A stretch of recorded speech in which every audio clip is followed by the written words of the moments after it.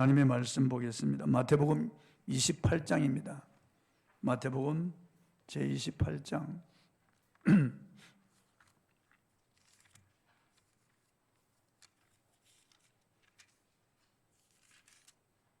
1절로 10절 말씀입니다.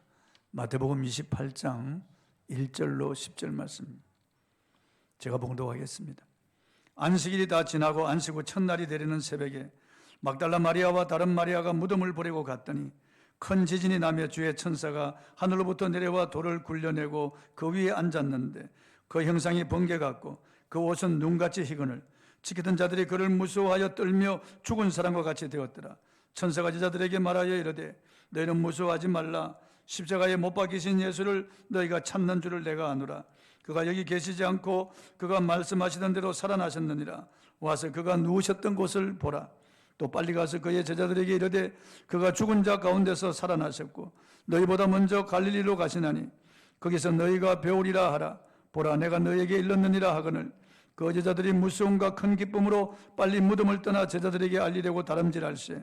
예수께서 그들을 만나 이르시되 평안하냐 하시거늘 제자들이 나아가 그 발을 붙잡고 경배하니 예수께서 이르시되 무서워하지 말라.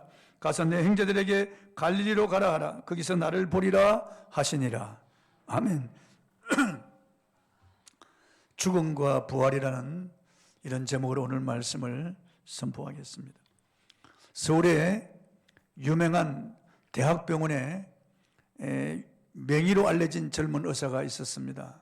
이 의사가 우연한 기회에 자기 건강검진을 했는데 암으로 판정이 났습니다.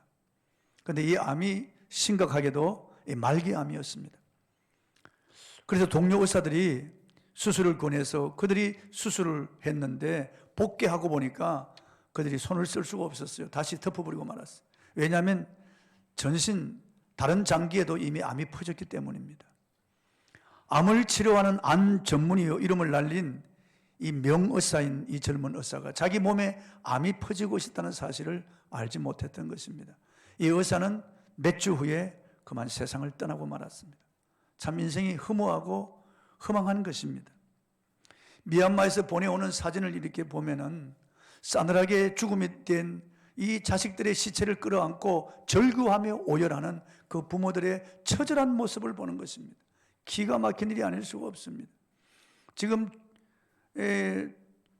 죽은 통계적으로 죽은 사람만 570명이 넘는데 아직 확인되지 않은 죽음 더 많다는 것이에요. 그러니 얼마나 이게 비참한 일입니까? 죽음은 우리 인류의 영원한 적이요 우리의 원수입니다. 모든 사람은 죽음 앞에 절망하는 거예요. 죽음은 슬프고 비참한 것입니다. 죽음을 생각하면 모두 다 어두운 거예요. 불안한 거예요. 두려운 거예요. 창세기 5장 9절로 11절을 보겠습니다. 시작. 에노스는 90세에 게난을 낳았고 게난을 낳은 후 815년을 지내며 자녀들을 낳았으며 그는 905세를 살고 죽었더라. 에노스는 아담의 손자입니다. 그러니까 죽은 아벨 대신에 하나님이 셋을 주셨는데 그 셋이 결혼해서 낳은 아들이 에노스예요. 에노스는 815년을 지내며 자녀들을 낳았는데 그는 905세를 살고 죽었다고 그랬습니다. 에노스라고 하는 이름의 뜻은 사람이에요. 아담도 그 이름의 뜻이 사람이고 에노스도 사람인데 에노스가 아담과 다른 것은 죽음을 지닌 사람이라는 그런 뜻이에요. 그래서 욥기 4장 7절에 보니까 이 에노스라고 하는 단어를 죽을 운명의 인간으로 그렇게 번역했습니다. 사람은 사람인데 죽음을 가지고 살아가는 사람이라고 말해요. 성경에 가장 오래 산 사람이 머두셀라라고 하는 사람인데 969세를 향수하고 죽었습니다. 거의 1000년 가까이 살았죠. 그러나 하나님이 보실 때는 청년도 밤의 한 경점 같을 뿐이라고 했습니다. 땡 하면 1000년이 사라진다는 거죠. 물론 하나님 안에는 시간이 없습니다. 영원하신 분이니까. 시간도 하나님이 지으셨고 또 때가 되면 하나님이 시간을 마감하십니다. 그러니까 우리 인간이 1000년을 살아도 그 1000년이라고 하는 건 날아가는 것이고 신속히 가는 거예요. 지금은 100년 미만의 삶을 살잖아요. 이 100년 미만의 짧은 인생을 사는 사람들도 죽음을 향하여 흘러가고 있는 거예요. 언제 어느 때 우리에게 죽음이 다가올지 모릅니다. 죽음은 덕과 같이 찾아오는 거예요. 천하장사도 영웅호걸도 절세미인도 죽음 앞에 다 속수무책 흙으로 돌아가는 거예요. 아무리 지식이 많은 석박사라도, 아무리 뛰어난 과학자, 의학자라도 죽음 앞에 다 무너지는 거예요. 죽음이 놓고 하면은 도망갈 수가 없습니다. 죽음이 찾아오면은 피할 데가 없어요. 러시아로 도망가도 미국으로 가도 죽음은 따라오는 거예요. 죽음은 남녀노소 빈부귀천을 가리지 않습니다. 죽음은 권력자든 부자든 차별하지 않습니다. 무차별적으로 다가오는 거예요. 죽음이 오면 모두 쓰러지고 한 줌의 재가 되는 거죠.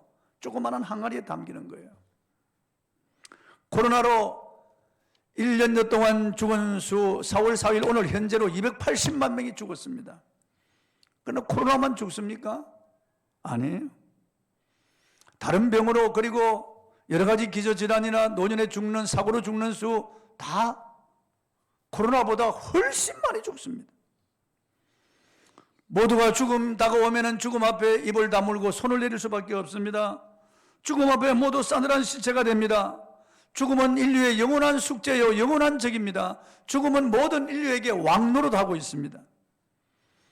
모두 죽음 앞에 애통하고 슬퍼하지만 어쩔 수가 없는 거예요. 수천 년 동안 죽음을 끌어안고 죽음의 공포 속에 살아가고 있지만은 사람들은 죽음을 삶의 한 부분으로 받아들이고 체념하며 사는 것입니다. 죽음 앞에 모두 절망합니다. 죽음 앞에 모두 피해를 느낍니다. 죽음을 생각할 때 모두 다 애통하지 않을 수가 없습니다. 모두가 사형선고를 받고 죽음의 날을 기다리고 있는 것입니다. 그런데 죽음이 어디로부터 왔습니까? 죽음의 실체가 무엇입니까? 어떤 종교도, 어떤 철학가도, 어떤 과학자도, 의사도 죽음의 실체를 알 수 없고 죽음을 알려주지 않습니다. 그저 세포가 노화되어서 죽음이 온다는 거죠. 왜 세포가 노화되는지 그건 모릅니다. 알 수 없는 거예요. 죽음은 죽음일 뿐이지 그거 뭐 깊게 생각할 것이 뭐냐? 죽음은 우리에게 다가오는 공도일 뿐인데 그걸 골똘히 생각한다고 죽음의 문제가 해결되냐? 그래서 죽음은 묻어두자.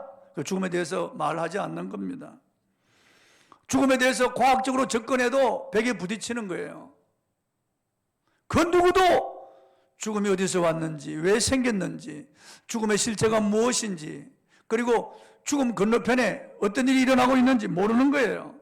그런데 오직 성경만이 죽음에 대하여 정확하게 우리에게 알려주고 있습니다. 죽음이 어디서부터 왔는지, 죽음의 실체가 무엇인지, 죽음이 왜 어떻게 되는지, 이 죽음을 이길 수 있는 방법이 무엇인지, 이 죽음에 대해서 성경은 자세하게 정확하게 우리에게 알려주고 있습니다.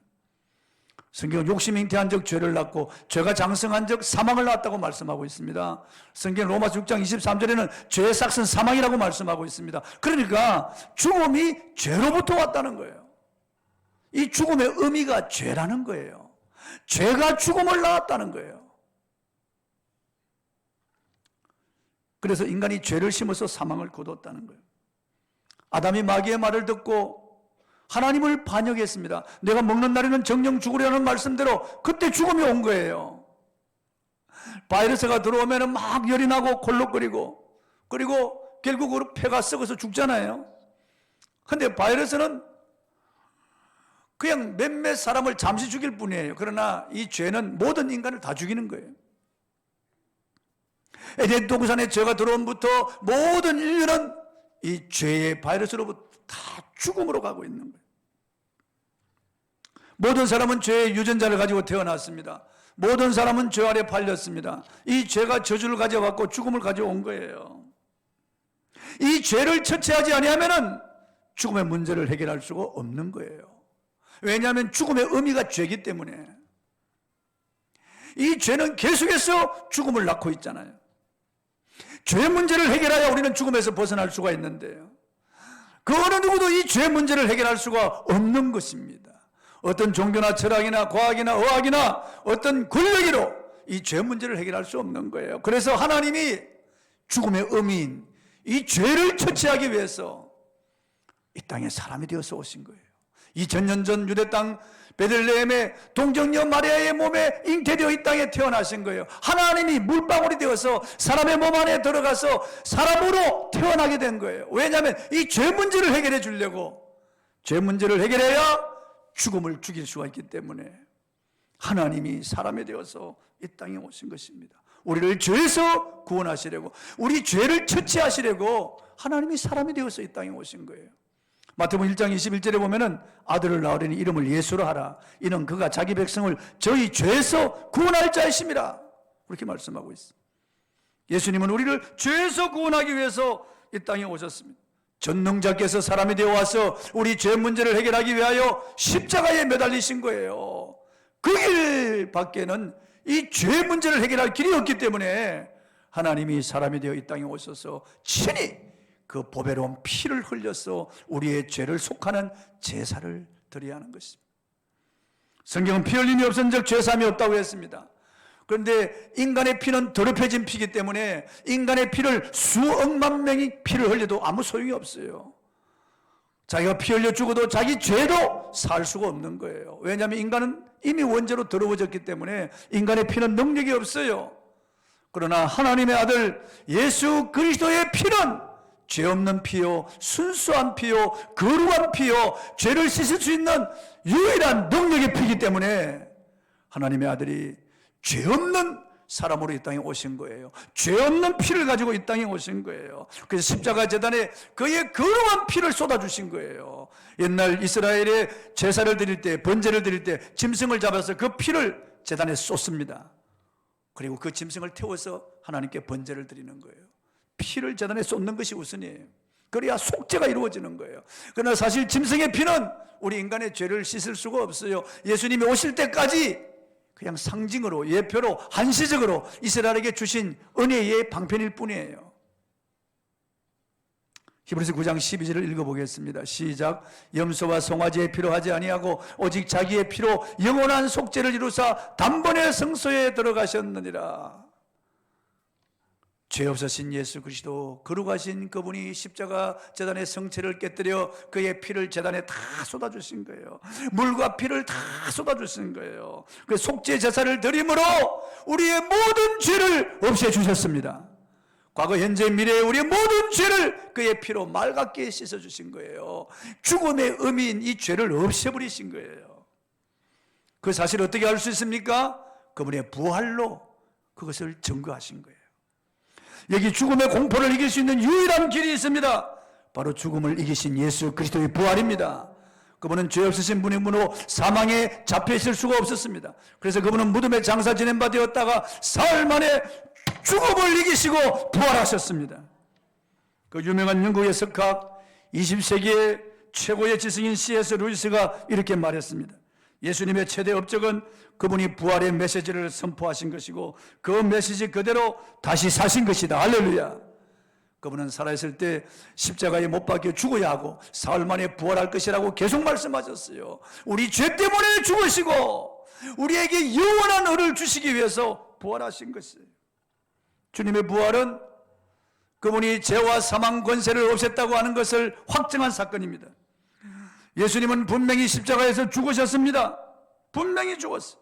죽은 것처럼 보인 것이 아니에요. 기절한 것이 아니에요. 그냥 가사 상태에 들어갔던 것도 아닙니다. 물과 피를 다 쏟았어요. 로마 군병이 창으로 옆구리를 찔러서 심장에 창이 꽂혀서 빼내니까 심장에 고여있던 나머지 물과 피가 다 쏟아졌다고 했어요. 그래서 군병들이 예수님의 다리를 꺾지 않았어요. 십자가에 못 박혀 사형당한 사람들, 그들이 아직 살아있을지 모르니까 다리를 꺾어버립니다. 그런데 예수님께 와서는 이미 물과 피가 다 쏟아지고 심장이 터져서 죽었는데 더 이상 다리를 꺾을 필요가 없었기 때문에 군병들이 다리를 꺾지 않았어요. 이미 쭉 늘어진 그야 완전한 시신이 된 거예요. 로마 군병이 확인했습니다. 사행집행관인 백부장도 예수님의 죽음을 확인했습니다. 여인들도 예수님의 제자 요한도 확인했습니다. 아리마대 사람 니고데모도 예수님의 시신을 내려서 그 시신을 염을해서 무덤에 장사 지내기 때문에 그도 확인했어요. 니고데모라고 하는 사람도 예수님의 죽음을 확인했습니다. 금요일 오후에 예수님의 시신은 이렇게 향품을 발랐어. 그리고 세마포로 싸가지고 아리마대 사람 요셉의 자기가 묻힐 그 쇠무덤에 안장을 했습니다. 유대인의 장례법은 굴을 파서 시신을 거기 넣어놓고 그 시신이 그 굴 입구를 돌로 막는 거예요. 그리고 시신이 다 썩고 나면은 그 뼈를 화장을 해가지고 부셔가지고 다시 땅에 묻는 거예요. 그래서 일단 예수님의 시신은 아리마대 사람 요셉의 그 쇠무덤에 안장이 되었습니다. 그리고 큰 돌을 굴려서 그 무덤 입구를 막았습니다. 그리고 로마 황제의 그 도장을 찍은 인봉을, 그걸로 인봉을 했어요. 왜냐하면은 대제사장과 서기관들이 빌라도에게 가서 저 죽은 자가 살아있을 때 자기가 죽어서 사흘 만에 다시 살아날 것이라고 말했기 때문에 무덤을 건드리지 못하도록 인봉하는 것이 좋습니다. 그리고 병사들을 세워서 지키는 것이 좋습니다. 그러지 않으면 시체를 훔쳐갈 것입니다. 그래서 로마 군병들이 그 돌무덤을 굳게 지키고 있었어요. 예수님을 따르던 무리들은 큰 슬픔과 절망에 빠졌습니다. 질식할 것 같은 정막이 예루살렘에 흘렀습니다. 이제 금요일이 지나고 또 토요일이 지났습니다. 주님이 죽으신 지 사흘이 되었습니다. 일요일 새벽에 여인들이 예수님의 무덤을 향하여 갔습니다. 예수님의 시신에 향품을 바르겠다고 무덤을 향하여 간 것입니다. 그러나 그 여인들도 향품을 바를 수 없다는 것을 그들 자신들이 알고 있어요. 무덤은 큰 돌로 막아져 있고 여인들의 힘으로 그 돌을 굴릴 수가 없어요. 그리고 로마 황제의 그 도장이 찍혀 있어 건드리면 안 돼요. 그리고 로마 군병들이 그 지키고 있습니다.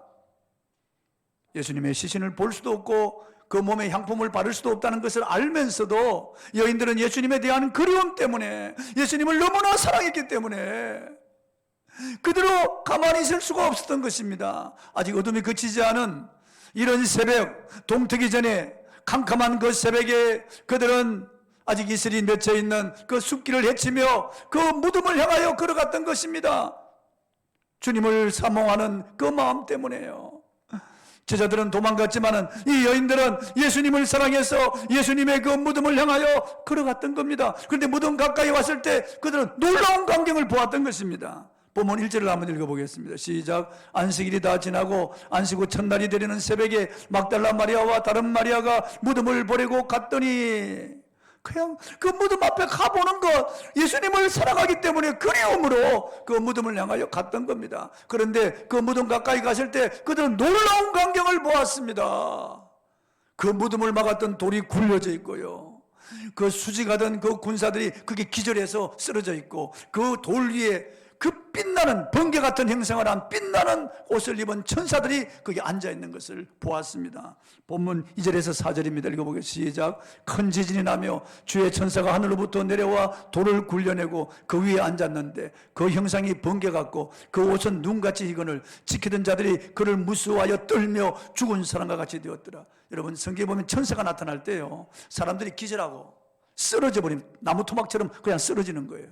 사도 요한도 천사를 보고 쓰러졌습니다. 힘이 다 빠졌어요. 다니엘도 천사를 보고 푹 쓰러져 가지고 힘이 다 빠져 일어날 수가 없어요. 그런데 로마 군병들이 이 천사들을 보았으니까 그 형상이 번개 같고 그 옷은 눈같이 이런 놀라운 이런 천사들을 보았으니까 그들이 무수어 떨며 그냥 기절해 버리고 말았어요. 죽은 사람처럼 그냥 굳어져 버리고 말았어요. 군병들은 쓰러져서 일어나지 못했지만은 이 여인들이 가까이 갔을 때 그 두 돌 위에 앉아있던 천사들이 여인들을 향하여 이렇게 말했습니다. 무수하지 말라. 십자가에 못 박히신 예수를 찾는 줄 안다고 하면서 이렇게 일러주었습니다. 본문 6절입니다. 읽어보겠습니다. 시작. 그가 여기 계시지 않고 그가 말씀하시던 대로 살아나셨느니라. 와서 그가 누우셨던 곳을 보라. 그가 여기 계시지 않고 그가 말씀하시던 대로 살아나셨느니라. 그분이 계속 말씀했죠. 인자가 예루살렘에 올라가서 대제사장과 서기관들에게 잡혀 능욕을 당하고 십자가에 못 박혀 죽임당할 것이다. 그리고 장사 지낸 바 되었다가 제3일에 살아나야 할 것이다. 계속 말씀했습니다. 그가 말씀하시던 대로 살아나셨느니라. 와서 그가 누우셨던 것을 보라. 그게 돌침대인데 거기에 세마포만 이렇게 객혀 있어요. 예수님이 거기 계시지 않는 거예요. 그가 누우셨던 곳을 보라. 그가 살아나셨느니라. 얼마나 놀라운 소식입니까? 여인들은 한편 무섭고 한편 기쁨이 물밀듯 밀려왔을 겁니다. 본문 7절입니다. 읽어보겠습니다. 시작. 또 빨리 가서 그의 제자들에게 이르되 그가 죽은 자 가운데서 살아나셨고 너희보다 먼저 갈릴리로 가시나니 거기서 너희가 배우리라 하라. 보라 내가 너희에게 이르느니라 하거늘. 천사가 거듭 이 부활의 메시지를 전합니다. 그가 죽은 자 가운데서 살아나셨다. 너희보다 먼저 갈릴리로 간다. 갈릴리는 주님께서 제자들을 만났던 곳이에요. 거기서 복음 전한 곳이고 예수님의 주 활동 무대가 갈릴리예요. 거기로 가시겠다는 거예요. 거기서 만나겠다는 거죠. 8절에 보면 여인들이 무서움과 기쁨으로 빨리 무덤을 떠나 제자들에게 알리려고 다름박질합니다. 얼마나 그들이 마음에 기쁨이 있었겠어요. 한편 천사들을 만나서 두려움도 있었고, 그리고 그 부활의 소식을 들었으니까 그 기쁨으로 뛰는 가슴을 안고 여인들이 막 달려갔다고 그랬습니다. 본문 9절 10절입니다. 읽어보겠습니다. 시작. 예수께서 그들을 만나 이르시되 평안하냐 하시거늘 여자들이 나아가 그 발을 붙잡고 경배하니 이에 예수께서 이르시되 무서워하지 말라. 가서 내 형제들에게 갈릴리로 가라 하라. 거기서 나를 보리라 하시니라. 여인들이 부활하신 예수님을 만났어요. 부활하신 예수님이 여인을 만나 주신 거예요. 여인들에게 나타내신 거예요. 그러니까 그 발을 붙잡고 경배했습니다. 한편 그 마음속에 무서움이 있을 거 아니에요. 여러분, 죽은 자가 여러분 앞에 나타났다고 생각해 봐요. 분명히 죽었는데 말이에요. 장사까지 지냈는데 그 죽은 사람이 여러분 앞에 탁 나타났다고 생각해 보세요. 여러분, 두려움이 있는 거예요. 순간적으로 두려움이 있는 거예요. 그러면서도 예수님이시니까 그 발을 붙잡고 경배하는 거예요. 그런데 예수님께서 가서 내 형제들에게 일러라. 그 비겁한 자들, 예수님 배반하고 도망갔던 그 제자들, 그 연약하고 어리석은 자들이지만은 예수님은 내 형제라고 하시는 거예요. 부활하신 예수님은 그들을 내 형제라고 하시는 거예요. 우리들도 마찬가지예요. 주님은 내 형제들이라고 하시는 거예요. 얼마나 놀라운 그런 말씀입니까? 주님의 부활은 한쪽 구석에서 은밀하게 만들어진 공고한 이야기가 아니에요. 주님의 부활은 급조된 어떤 사건이 아니에요. 주님의 부활은 역사적 사건이고 수많은 목격자가 있고 수많은 증거가 있습니다. 주님은 40일 동안 부활하신 몸으로 지상에 머물러 계시면서 하나님 나라 일을 말씀하시면서 도처에 나타나시고, 그리고 일시에 수많은 사람들에게 그를 나타내 보이셨어요. 다락방에 나타나신 주님은 두려워 떠는 유령이라고 생각하는 그들에게 와서 나를 만져보라. 유령은 살과 뼈가 없거니와 나는 너희 보는 바와 같이 살과 뼈가 있느니라. 도마는 떨리는 손으로 예수님의 못자국 창자국을 만져보았어요. 그들에게 확인시켜주기 위해서 너희 중에 먹을 것이 있느냐? 그들은 구운 생선 한 토막을 드리니까 그것을 잡수셨어요. 유령이 아니고 분명히 육체적인 부활이라고 하는 것을 그들에게 알려주시고 만져보고 확인시켜 주는 거예요. 성경 기록된 것만 하더라도 12번이나 예수님이, 부활하신 예수님이 나타내 보이셨다고 말씀하시겠죠. 오늘 본문이 여인들에게 나타내 보이셨고, 베드로에게 개인적으로 나타내 보이셨고, 엠마오의 두 제자에게 보이셨고, 도마가 빠진 다락방에 모인 사람들에게 나타내 보이셨고, 8해 후에 도마가 있는 다락방에 나타나서 그들에게 나타내 보이셨고, 갈릴리 바닷가에서 고기 잡던 제자들에게 나타나 보이셨고, 갈릴리 산 위에서 역시 제자들에게 나타내 보이셨습니다. 일시에 500여 형제들에게 보이셨고, 감난산에서 하늘로 올라가기 직전에 그 모인 무리들에게 예수님이 보이셨습니다. 그리고 맨 나중에 예수님의 젖동생 야고보에게 나타내 보이셨고, 그리고 바울에게도 나타내 보이셨습니다. 유대인들에게 어떤 사실을 증명하기 위해서는 두 사람의 증인이 필요합니다. 좀 더 신중하게 한다면 세 사람이면 충분합니다. 세 사람이 똑같이 증언했다 그러면 그것은 사실이라고 받아들이는 거예요. 그런데 예수님의 부활을 목격한 자는 이렇게 수없이 많은 거예요. 바울이 고린도서 15장에 부활을 기록하면서 그때도 거의 다 살아있었다는 거예요. 부활을 목격한 사람들이 거의 다 살아있었다. 이 이상 더 증인이 필요합니까? 무슨 증거가 필요합니까? 주님의 부활은 우연히 이루어진 사건이 아닙니다. 고린도서 15장 4절입니다. 읽어보겠습니다. 시작. 이는 성경대로 그리스도께서 우리 죄를 위하여 죽으시고 장사 지낸 바 되셨다가 성경대로 사흘 만에 다시 살아나서, 우연히 이루어진 사건이 아니라는 거예요. 갑자기 만들어진 사건이 아니라는 거죠. 성경대로, 구약 성경에 예수님이 우리 죄를 위하여 나무에 달려 죽으실 것이 예언되어 있어요. 그대로 죽으셨다. 구약 성경에 보면 예수님이 부활할 것이 예언되어 있어요. 그대로 살아났다는 거죠. 성경대로 죽으시고 성경대로 살아났다. 주님의 부활은 그분이 하나님의 아들이심을 증명한 사건이에요. 로마서 1장 4절입니다. 읽어보겠습니다. 시작. 성경의 영으로는 죽은 자들 가운데서 부활하사 능력으로 하나님의 아들로 선포되셨으니 곧 우리 주 예수 그리스도시니라. 그분이 십자가에 죽으시고 살아나지 못했다면 그분이 십자가에서 우리 죄를 없애버렸는지 우리가 어떻게 알겠어요? 그분이 부활하지 않았다면, 죽음으로 끝났다면 그분이 하나님의 아들인 줄, 메시아인 줄 우리가 어떻게 알겠어요? 그런데 그분이 사흘 만에 부활하심으로 십자가에서 우리 죄를 처치하셨고 그분이 하나님의 아들이심이 입증된 것입니다. 할렐루야. 주님의 부활은 우리에게 의롭다함을 주기 위한 것입니다. 의롭다함을 주기 위한 것이에요. 로마 4장 25절입니다. 읽어보겠습니다. 시작. 예수는 우리가 범죄한 것 때문에 내줌이 되고 또한 우리를 의롭다 하시기 위하여 살아나셨느니라. 그분이 십자가에 죽으신 것은 우리의 범죄 때문에 우리의 죄를 위하여 죽으셨고 그분이 다시 살아나신 것은 우리에게 그분의 의를 주시기 위해서 완전한 의입니다. 한 번도 죄를 짓지 않은 완전한 의를 우리에게 주기 위하여 예수님과 똑같은 의를 우리에게 주시기 위하여 부활하셨다는 거예요. 그리고 주님의 부활은 우리에게 산 소망을 주신 사건입니다. 베드로전서 1장 3절을 읽어보겠어요. 시작. 우리 주 예수 그리스도의 아버지 하나님을 찬송하리로다. 그의 많으신 긍휼대로 예수 그리스도를 죽은 자 가운데서 부활하게 하심으로 말미암아 우리를 거듭나게 하사 산 소망이 있게 하시며. 여러분, 세상 사람들은 아무 소망이 없잖아요. 대통령이 돼도, 권력 정점에 있어도, 부자가 되고 세상에 많은 지식을 가져도, 이 땅에서 떵떵거리며 잘 살아도, 그러나 이 세상 사람들은 모두 죽음을 향하여 가고 있잖아요. 죽음 후에 곧 불못으로 들어갈 것입니다. 무슨 소망이 있겠어요? 조금 더 좋은 옷을 입고 조금 더 많이 먹고 많이 가지고 그럼 무슨 소용이 있겠어요? 죽음을 다 삼켜버리고 마는데. 이 세상 사람들은 아무 소망이 없어요. 여러분, 점점 늙어가잖아요. 점점 몸의 기력이 떨어지고 얼굴에 주름이 덮이고 흰머리가 덮이고 온몸의 기능이 다 떨어집니다. 죽음이 눈앞에 다가올 때 퀭한 눈들을 바라보십시오. 무슨 소망이 있겠어요? 아무 소망이 없는 겁니다. 이 땅에서 가진 것, 이루어놓은 것, 명성, 물거품같이 다 사라지는 거예요. 그런데 우리에게는 부활의 산 소망을 주셨습니다. 할렐루야. 죽어도 사는 거예요. 이 몸보다 더 놀라운 몸을 입는 거예요. 죽음 건너편에 그 부활이 우리를 기다리고 있는 거예요. 이것이 산 소망이에요, 여러분요. 그래서 우리는 죽음을 향하여 가고 죽음을 향하여 노래하는 거예요. 죽음에 입맞출 수 있고 죽음을 향하여 명령할 수 있고 죽음을 통과할 수 있는 거예요. 이 얼마나 놀라운 일입니까? 죽음의 모든 공포가 사라지고 우린 죽음을 기다리고 있는 거예요. 그러니까 이 부활이 우리에게 산 소망을 주신 거예요. 주님의 부활은 우리 부활을 확정하는 사건이에요.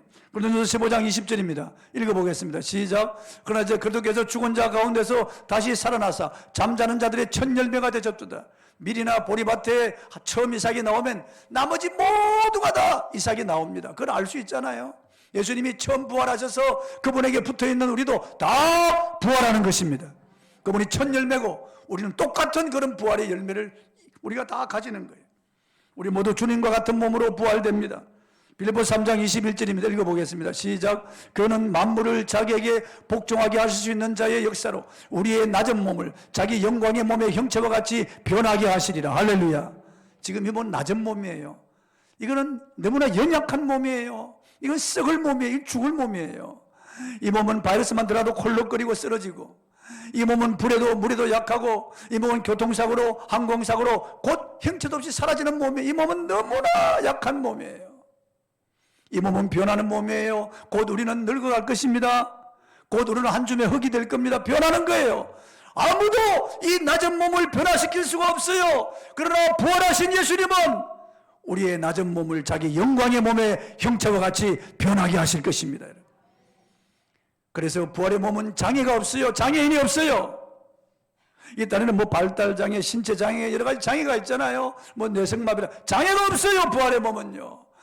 한쪽 눈이 없거나, 그리고 귀가 들리지 않고 한쪽 팔이 없거나 다리가 없거나, 몸도 여러 가지 신체적인 이런 변화가 있잖아요. 장애가 많습니다. 우리 몸은 문제가 많아요. 그러나 부활의 몸은 모두가 만족하는 몸이에요. 왜냐하면 예수 그리스도와 똑같은 몸을 입기 때문입니다. 할렐루야. 분명히 육체는 육체인데 공간과 물리적인 제한을 받지 않는 몸이 얼마나 여러분 신기한 몸이겠어요. 내가 화성 가고 싶으면 화성에 그냥 가는 거예요. 얼마나 놀라운 그런 몸이에요, 여러분요. 더 이상 병들지 않습니다. 죽지 않는 몸이에요. 썩지 않는 몸이에요. 쇠하지 않는 몸입니다. 이 몸은 조금 일하면 피곤해 쓰러지잖아요. 밥을 좀 안 먹으면 쓰러지잖아요. 그러나 그 몸은 그렇지 않습니다. 조금도 기운이 쇠하지 않습니다. 맥이 빠지거나 힘이 빠지는 그런 몸이 아니에요. 영원히 건강하고 영원히 신령한 몸입니다. 할렐루야. 놀라운 그런 몸이에요. 슈퍼맨보다 더 놀라운 몸이에요. 예수님과 같은 몸이에요. 하나님의 몸을 저와 여러분이 입을 것입니다. 부활은 수많은 증거가 있습니다. 주님이 죽으신 지 2달도 되지 않아서 그 겁쟁이 제자들이 성령 충만하여 예루살렘 한복판에서 예수 부활하셨다고 외친 거예요. 그 대제사장과 바리새인들이 잡아서 산헤드린 공회에 세워놓았어요. 그 서슬이 시푸른 공회 앞에서 제자들이 우리가 하나님 앞에서 너희 말 듣는 것과 하나님 말씀 듣는 것 어느 것이 옳은지 판단하라. 우리는 예수 그리스도의 죽었다가 다시 사신 것을 전파하지 않을 수가 없다. 다 함대하게 선언하는 거예요. 초대교회가 전파한 것은 예수 부활하셨다는 거예요. 그리스도가 부활하셨다는 거예요. 그리고 부활해서 하늘에 올라가시고 성령을 보내주셨다는 거예요. 예수 부활이 초대교회의 메시지예요. 가는 곳마다 부활을 증거했습니다. 왜냐하면 그들이 보았기 때문에, 만져 보았기 때문에 부활을 증거하지 않을 수가 없는 거예요. 부활. 신약의 27권이 부활을 증거하고 있습니다. 그리고 가는 곳곳마다 부활을 증거하여 교회들이 세워졌어요. 예루살렘 시민들이 그때 20만 명이었는데 며칠이 못 가서 10만 명이 예수를 믿게 되었어요. 유대와 그리고 사마리아와 그리고 안디옥 교회, 터키와 그리스와 로마, 이 부활의 능력이 얼마나 큰지 1세기가 지나지 않아서 세계를 정복하는 거예요. 기독교 복음의 메시지가 십자가와 부활이었어요. 예수께서 우리 죄를 위하여 죽으시고 다시 살아나셔서 우리에게 부활의 산 소망을 주셨다. 누구든지 예수 믿으면 죄 사함 받고 영생 부활을 얻는다. 할렐루야. 타 종교는 부활이 있을 수가 없습니다. 유교의 교주인 공자는 죽어서 지금 중국 산동성에 묻혀 흙이 됐어요. 불교의 교주인 석가모니도 죽어서 인도의 서찬성에, 이 찰스성에 묻혀서 흙이 됐어요. 이슬람교의 교주인 마호메트도 죽어서 사우디의 메카에 묻혀서 썩어버렸어요. 세상 어떤 종교도 부활 교리가 없습니다. 왜냐하면 그들의 교주들이 다 죽어버리기 때문에 그래요. 그들의 교주들의 무덤이 있기 때문에 그렇습니다. 그러나 우리 예수님의 무덤은 비어 있습니다. 주님은 사망 권세를 철폐하시고 다시 살아나셨습니다. 힌두교 교인이었던 인도의 전 총리 네루가 이런 유명한 말을 했습니다. 한번 들어보십시오. 수천 년 세월이 흐르는 동안 인도의 종교들은 사람들로 하여금 땅을 개간하고 집을 짓고 늪지를 메우고 댐을 건설하도록 자극하지 못했다. 그러나 교회가 하고 있다. 그런 점에서 교회는 칭송받아 마땅하다는 것을 인정해야만 한다. 교회는 세계 도처에서 인간의 짐을 들어주려고 노력해왔다. 교회가 인간을 자극하고 이끌었던 힘의 근원은 바로 예수 그리스도의 부활이었다. 이 힌두교 신자인 인도의 총리였던 네루가 한 말입니다, 여러분. 서신서에서 바울은 부활의 논증을 이렇게 말하고 있습니다. 부활이 없다면 예수님 부활하지 못했을 것이다. 부활이 없다면 하나님께서 예수님을 살리시지 않았을 것이다. 부활이 없다면 아무도 부활의 소망을 가질 수 없었을 것이다. 부활이 없다면 우리의 믿음도 다 쓸데없는 것이 된다. 부활이 없다면 우리는 거짓말쟁이다. 부활이 없다면 우리들은 세상에서 가장 불쌍한 자들이다. 옳은 말입니다, 여러분. 예수 그리스도의 부활은 수많은 증인들이 있고 수많은 증거가 있습니다. 어떤 것으로도 반박할 수 없는 역사적인 사실입니다. 진실입니다. 그러므로 여러분, 우리도 부활의 증인이 되어야 됩니다. 부활하신 예수님을 이제 부활을 믿는 모든 사람들에게 내 증인이 되라고 하시는 거예요. 우리가 전할 소식이 뭐 있겠어요? 이 세상 사람들에게. 이 썩어져가는 사람, 이 죽음을 향하여 가고 있는 사람, 이 지옥으로 향하여 가고 있는 사람들에게 우리가 전할 소식이 무엇이 있겠습니까? 예수 부활하셨다는 거예요. 제 설교를 여러분이 카톡으로 실어 나르세요. 우리 목사님 설교를 한번 들어보라고. 우리 목사님 설교를 한번, 그것도 못합니까? 복사해서 여러분 카톡에다 실어서 우리 목사님 설교를 한번 들어보라고. 그럼 부활의 메신저를 전하는 거예요. 부활의 메신저가 되는 거예요. 주님은 도마에게 너는 나를 본 거로 믿느냐? 보지 않고 믿는 자는 복되더라고요. 저와 여러분은 보지 않고 믿잖아요. 성령이 믿게 하셨잖아요. 다락방에 나타나신 예수님은 숨을 내쉬시며 성령을 받으라 그러셨습니다. 성령 받은 사람만이 부활의 증인이 되거든요. 성령을 받으라고 하신 거예요. 성령 받은 사람들은 다 부활의 증인이 되었어요. 죽음도 두려워하지 않습니다. 어떤 고문도 두려워하지 않습니다. 입을 틀어막아도 부활의 메시지를 틀어막을 수가 없는 거예요. 담대하게 부활을 전했습니다. 아버지께서 나를 보내신 같이 나도 너희를 보내노라. 부활의 메신저가 되시기를 주님의 이름으로 축복합니다. 찬송하겠습니다. 좀 바꿔서